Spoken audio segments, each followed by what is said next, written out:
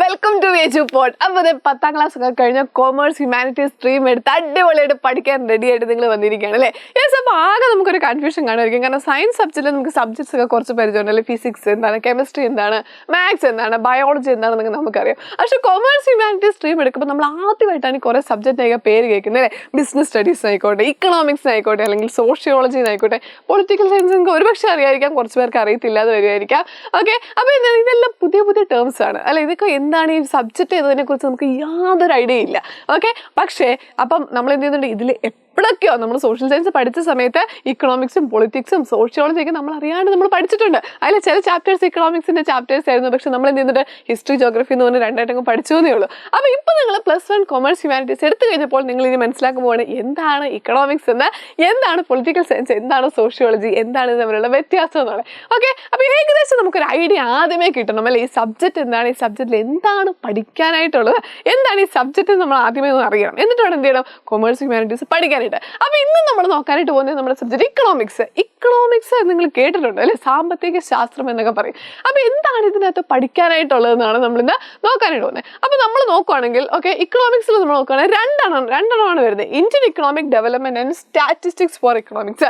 2 text book കിട്ടിയ ആൾക്കാർക്ക് അറിയാം. 2 ടെക്സ്റ്റ് ബുക്ക് വരുന്നുണ്ട്. Indian economic development and then statistics for development. Okay, statistics four economics, ഇങ്ങനെ 2 text ബുക്കാണ് വരുന്നത്.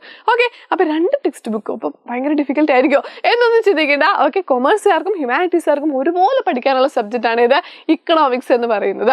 ഓക്കെ, അപ്പോൾ ആദ്യം നമുക്ക് ഇന്ത്യൻ ഇക്കണോമിക് ഡെവലപ്മെന്റ്, അതിൽ എന്തൊക്കെയാണ് പഠിക്കാനുള്ളത് നമുക്ക് നോക്കാം.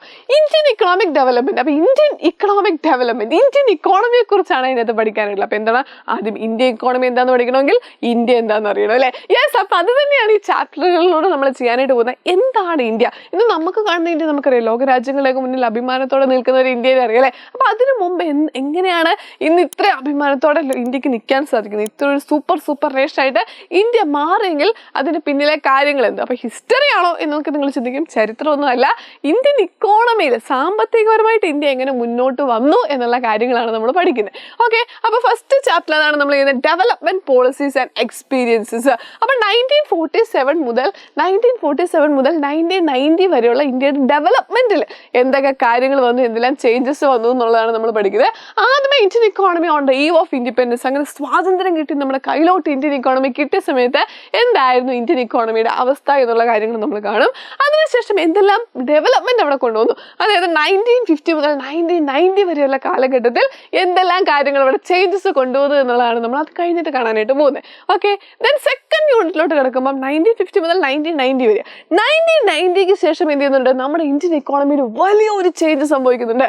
ഓക്കെ, ഇന്ത്യൻ ഇക്കോണമിയുടെ ചരിത്രത്തിൽ തന്നെ നമ്മൾ നോക്കുമ്പോൾ എന്താണ്, ഒരു നാഴികക്കല്ലാണ് 1991 എന്ന് പറയുന്ന ഇയർ. അത്രയും വലിയ മാറ്റങ്ങളാണ് 1991 ഇന്ത്യൻ ഇക്കോണമി സംഭവിച്ചത്.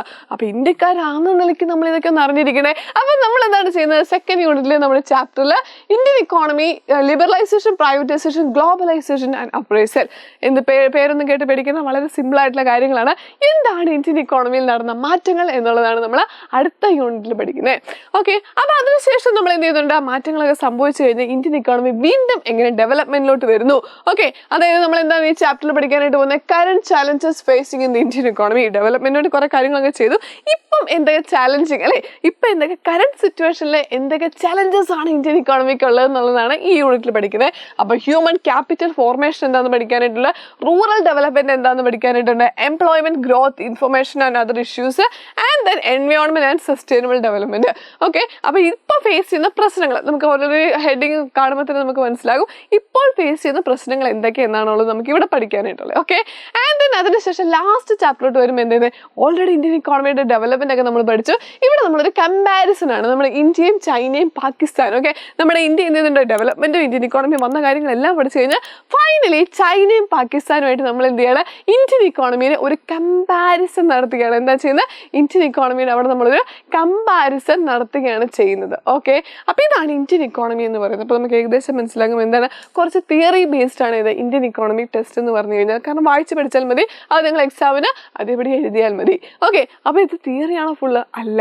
ഇന്ത്യൻ ഇക്കോണമിക്ക് എന്തുണ്ട്, സ്റ്റാറ്റിസ്റ്റിക്സ് എന്ന് പറഞ്ഞൊരു ടെക്സ്റ്റ് കൂടെ ഉണ്ട് ഇക്കണോമിക്സിന്. അതിലെന്താ, അത് പ്രോബ്ലം പേപ്പറാണ്. അപ്പോൾ തിയറിയാണോ പ്രോബ്ലം ആണോ എന്ന് വിഷമിക്കുന്ന രണ്ട് കാര്യങ്ങളും കൂടെ വരുന്നത്. അപ്പോൾ പ്രോബ്ലം എന്ന് പറയുമ്പോൾ നിങ്ങൾ വിചാരിക്കുന്നില്ല മാത്തമാറ്റിക്സിൽ അങ്ങനെ ഭയങ്കര ഡിഫിക്കൽട്ട് ആയിട്ടുള്ള കാര്യമൊന്നുമില്ല, വളരെ സിമ്പിളായിട്ട് നമുക്ക് ചെയ്യാൻ പറ്റുന്ന, ആർക്കും ചെയ്യാൻ പറ്റുന്ന ചെറിയ ചെറിയ കാൽക്കുലേഷൻസ് മാത്രമേ വരുന്നുള്ളൂ. അപ്പോൾ സ്റ്റാറ്റിസ്റ്റിക്സിൽ നമ്മൾ നോക്കുമ്പോൾ ചാപ്റ്ററിൽ ആദ്യം എന്താണ് സ്റ്റാറ്റിസ്റ്റിക്സ് അല്ലെ, നമുക്ക് ഒരു പക്ഷേ അറിയത്തില്ല, നമുക്കറിയില്ല എന്താണ് സ്റ്റാറ്റി എന്നറിയില്ല. അപ്പോൾ ആദ്യം തന്നെ സ്റ്റാറ്റിസ്റ്റിക്സിന് ഒരു ഇൻട്രൊഡക്ഷൻ വരുന്നുണ്ട്. ദെൻ കളക്ഷൻ ഓഫ് ഡേറ്റ അല്ലെ, ഡേറ്റാസ് കളക്ട് ചെയ്യുന്നു, അതെങ്ങനെ ഓർഗനൈസ് ചെയ്യുന്നു, നമ്മൾ സർവേ ഒക്കെ നടത്തില്ലേ, അപ്പോൾ അതെങ്ങനെയാണ് സർവേ നടത്തുന്നത് എന്നുള്ള കാര്യങ്ങളാണ് നമ്മൾ പഠിക്കുന്നത്. അപ്പോൾ ഡേറ്റ എങ്ങനെ കളക്ട് ചെയ്യുന്നു, അതിനെങ്ങനെ ഓർഗനൈസ് ചെയ്യണം, കളക്ട് ചെയ്ത ഡേറ്റ എന്ത് ചെയ്യണം, പലതായിട്ട് ഓർഗനൈസ് ചെയ്യണം, ഓർഗനൈസ് ചെയ്ത ശേഷം എന്ത് ചെയ്യണം, അത് പ്രസന്റ് ചെയ്യണം. അപ്പോൾ അടുത്ത ചാപ്റ്റർ പ്രസന്റേഷൻ ഓഫ് ഡേറ്റ.